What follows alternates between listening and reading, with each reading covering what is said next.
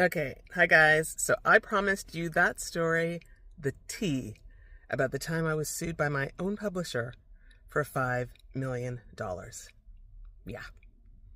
Okay, so here goes.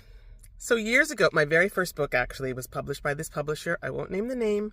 I'll just say they were a small publisher in the South. You can look up the story, it's out there. And they gave me my start. Loved them for that. It was exciting to get published. And I quickly moved on to other publishers. I quickly moved on to St. Martin's Press, HarperCollins, and bigger publishers. And along the way, I had newer people with that company years later coming to me to see if I could help. They had questions. They hadn't been paid. They were hoping that I could help, that others could help, because of course I had a bigger platform at this point. So they weren't the only ones. I knew what it was like, to not be getting paid. And I decided, along with two other people who'd written for this publishing house, to go on the record with Publishers Weekly, and we talked about the problems we were having. And I promptly was hit with a lawsuit, and so were the two others who went on the record. I was sued out of the state of Florida. The others were sued out of the state of Alabama and the state of Georgia. Why? So we could not collaborate on a defense. Okay, I should say that this person who sued us is actually a lawyer. That's what they did for their career up until opening up a publishing house. So, middle name, lawsuits, right? Had to get a lawyer in Tallahassee.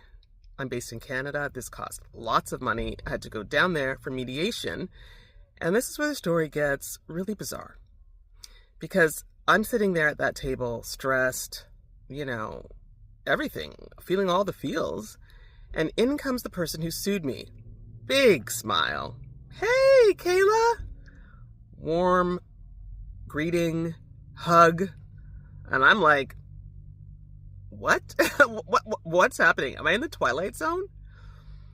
Long story short, this person was shocked to learn that I did not have any sort of legal insurance or like insurance against libel or lawsuits. Now, of course, for them, that was par for the course. For me, I was an author and living in Canada where we just don't think about lawsuits like this. And long story short, there were apologies. There was mending of fences, I guess is how you'd say it. And we came to a happy resolution. But yeah, talk about crazy. Very, very crazy and stressful time in my life. Where, I was sued by my publisher for $5 million.